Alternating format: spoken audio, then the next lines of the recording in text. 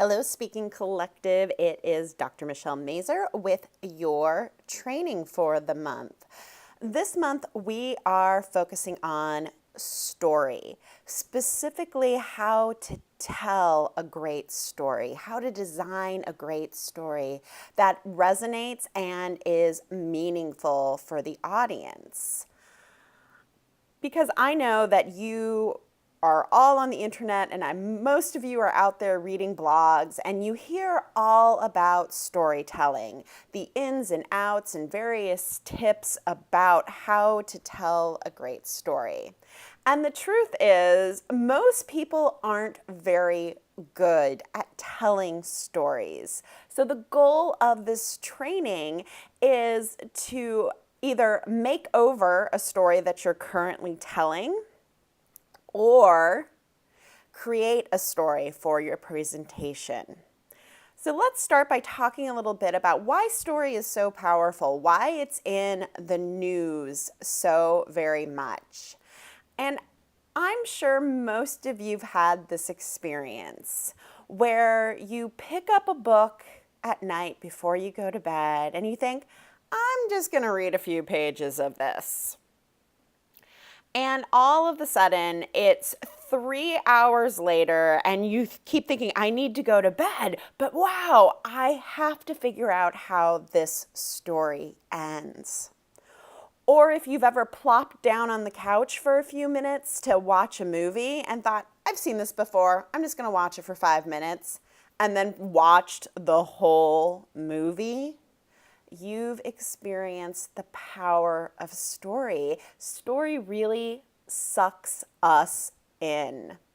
And that's because our brains are wired for story. And it is one way to get inside your audience's head. Because one of the things about story that makes it so incredibly powerful is it fires up our what's going to happen next response. And that's why you can't put down the book or you sit down for 5 minutes to watch a movie and watch the whole thing. Because your brain wants to know, hey, what's going to happen next?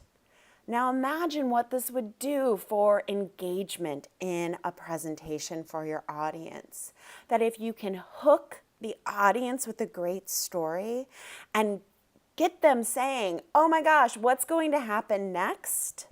You'll find that they resonate more with your speech, that they're definitely sitting on the edge of their seats. And that's exactly what you want to create a great experience for your audience.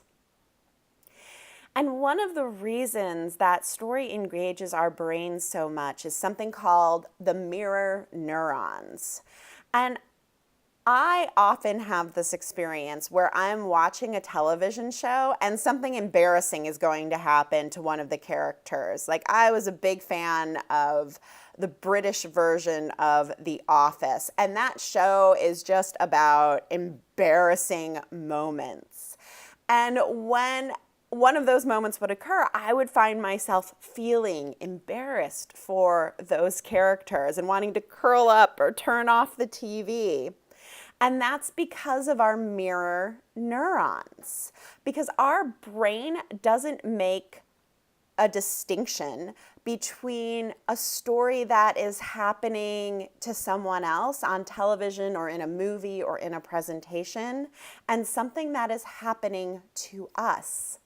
We have the exact same experience.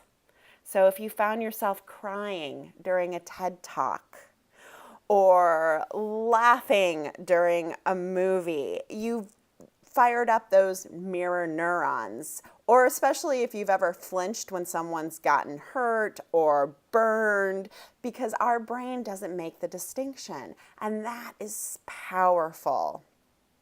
So stories are persuasive because they become more interactive for the audience. Another thing that happens is we start relating the story to ourselves. And if you've ever noticed, if you've been at a speaking gig and you've told a story and someone comes up to you afterwards and says, oh my gosh, that story, it just reminded me of this thing that happened to me. And that's part of how we're always relating the story to ourselves.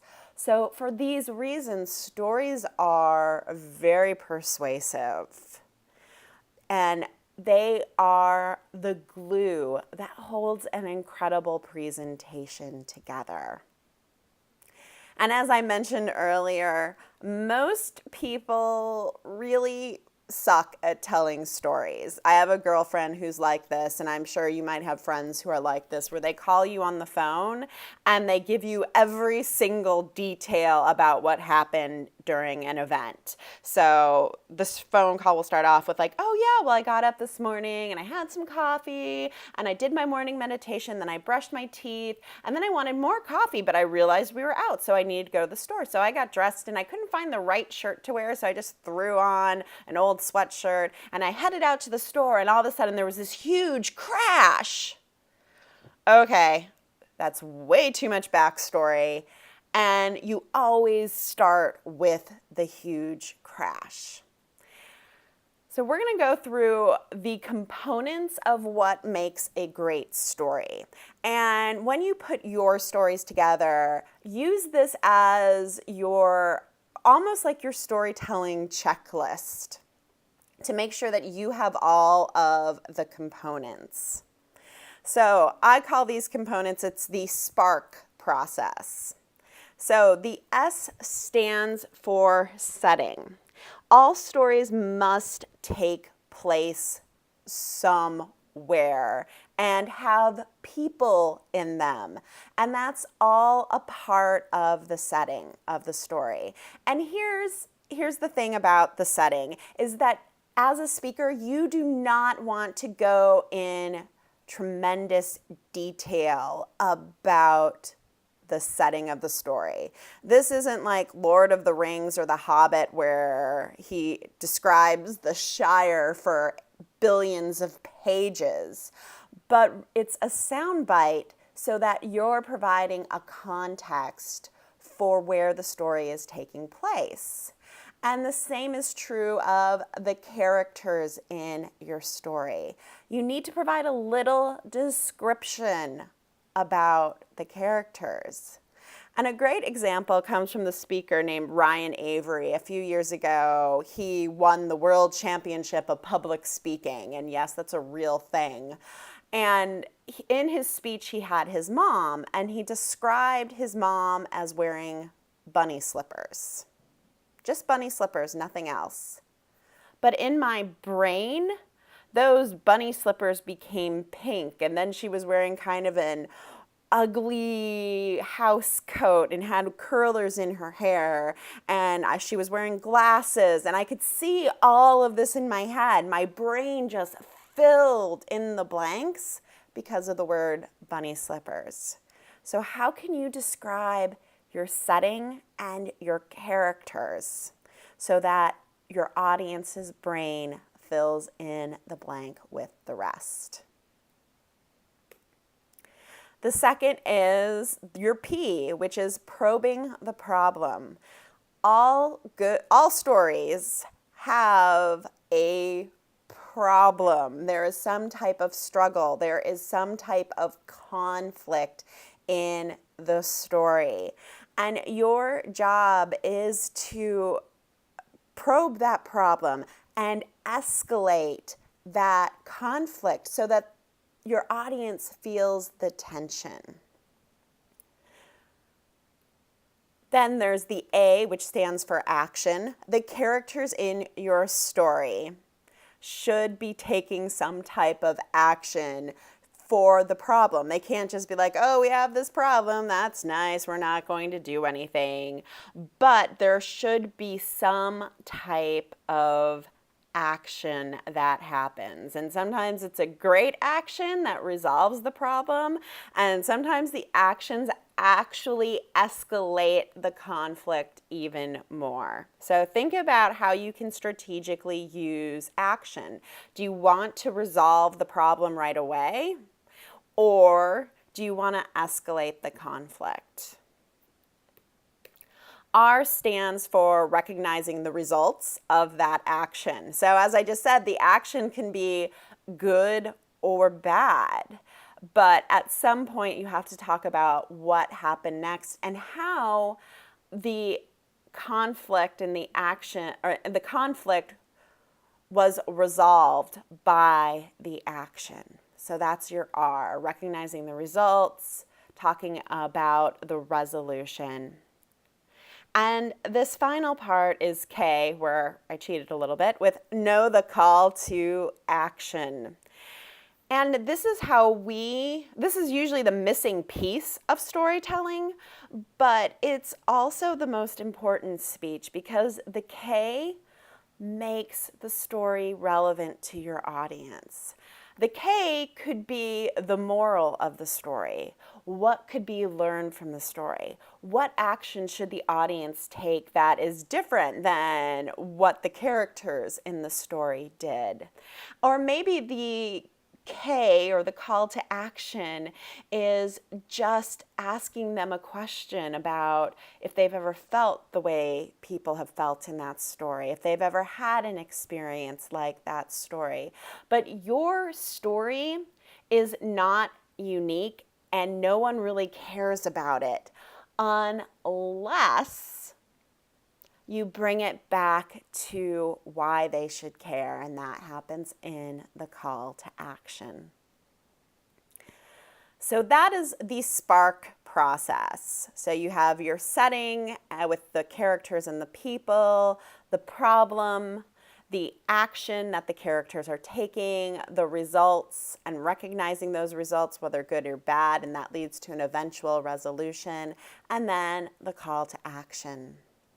So finally, I'm going to leave you with a few storytelling secrets. And these will make your stories far more effective to an audience. And as you go through and you write your stories for your presentation, keep these in mind.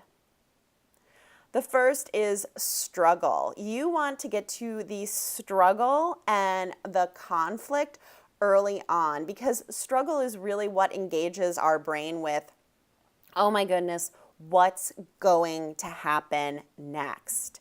So set up who the characters are and the setting quickly, and then immediately get into the conflict. And you'll see this in movies. If you are a if you write for films, there's a formula they follow, basically, a template that they follow to make sure that the struggle comes early on in the movie. They sometimes call these bathroom blockers too. Like you want to get to struggle because that is really what engages our brain and keeps our minds from wandering somewhere else. Keep descriptions short, which I've touched on already, but it bears repeating. Any description needs to be super quick. Make it so it engages someone's brain and lets them fill in the blanks of who the characters are or what that setting looks like, because that's the most important part, is that they're thinking and engaging with it. So keep your descriptions short and don't be the hero. Craig Valentine, who is a professional speaker and a coach, gave this tip once, and it's always stuck with me. Do not be the hero of your own story. Because people don't relate to you if you're like, and I did this all by myself. But if there is someone else who inspired the resolution to the struggle, or who helped you, or who mentored you, then that's actually the hero of your story. So don't be the hero of your own story. So here is your challenge for the month. If you have an existing presentation, make over a story in your current presentation by applying the SPARK process. If you're currently writing presentations, create a story applying the SPARK process. And what I would love to see you do is either post these stories, whether you want to write them out in the Google Plus community, or make an audio of you telling the story. And that way I can give you some feedback and some insights on how to make that story even better so that it engages and resonates with your audience's brain. All right, have a great month. I'm excited to see the stories that you create.